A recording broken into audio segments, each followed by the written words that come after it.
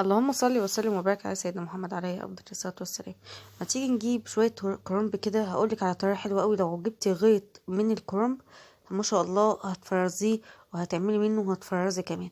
يلا بينا، هقولك على طريقه حلوه قوي، مش هتهدر معاكي ورق خالص. انا جبت ما شاء الله 5 كرنبات كده. بصي بقى، انا كنت بعمله محشي، فانا قلت جبت من المره يعني. مثلا كل ما اجي اعمل محشي قلت اجيب شويه، يعني مثلا انا عملت شويه دول، عملت منهم حله محشي، والباقي فرزته على ايه، على تقريبا مرتين. وكمان يعني ممكن الكميه اللي انا عملتها دي تعملها على اكتر من كده، يعني على 3 4 مرات. بس انا ايه، بحب اعمل بالمره، يعني ما بعملش حله صغيره، اعمل حله كبيره واخلص يعني.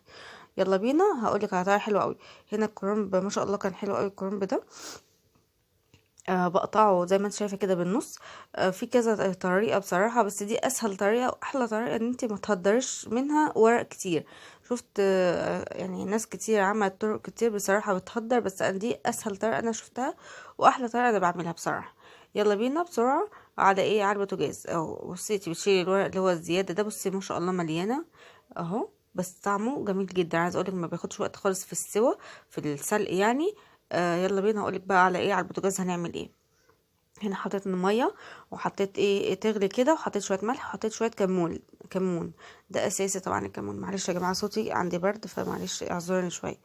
هنا بقى ما شاء الله حطيت نص كرنبايه، بتقلبيها بقى شمال ويمين زي ما انت شايفه كده. وبعد كده انا الحوض مليان ميه، غسلاه وزي الفل، ومليان ميه. الحوضين جنبي مليانين ميه يا جماعه. واقوم بطلعها واقوم حطاها في الميه. ليه؟ عشان اول حاجه توقف السوا بتاعها، وكمان عشان اغسلها. عايزه اقولك بغسلها كذا مره، يعني انا اهم حاجه بتغسليها. وبعد كده بتقطعي بقى الورق، وبتقومي ايه رصاه زي ما انت شايفه كده. وهاخد ورقه ورقه كده واقطعهم. ممكن تعملهم كلهم على بعض كده، كلهم على بعض، بس انا ايه كنت قاعده بقى فاضيه كده، فايه فقلت اتسلى. او بتشيلي العرق ده وتقومي لفاها وتقومي ايه عاملاها كده. ممكن تاخديهم زي ما هما كده ملفوفين وترصيهم، بس انا بحب اسهل على نفسي عشان لما اجي احشي يبقى سهل. بقطعهم كده، الحتت اللي فيها عروق بحطها لوحدها، والحتت الناعمه بحطها لوحدها، عشان لما اجي احشي بيبقى جاهز، ما اقعدش اخد واقعد ايه اقطع. واخده بالك انتي اهو. بصي، واقوم مقطعه كده سهل جدا. ما شاء الله شويه الكرنب عملوا شويه حلوين، ما تهدرش معايا. عايزه اقولك ما شاء الله صب شويه حلوين جدا. الطريقه دي ما بتهدرش خالص بصراحه في الورق، طريقه حلوه جدا. وعايزه اقولك حتى العروق دي انا بحطها في اكياس برضو بفرزها، عشان طبعا بحتاجها لما بحطها تحت في الحله يعني. وانا بحشي بصي ما شاء الله ما بتاخدش وقت، يعني دقيقتين كده ودقيقتين كده وطلعيها. الكرنب الحلو يا جماعه تعرفوه انه حلو ازاي، انه ما بياخدش وقت في السوا. اهو زي ما انت شايفه كده، انا بحط الاخضر لوحده، الفاتح شويه وكده يعني. اهو شايفين الميه اهي، انا ماليه الحوضين، وطبعا كل شويه بغيرهم. اهو زي ما انت شايفه كده، بقطعهم بقى على 3 على 4 براحتك.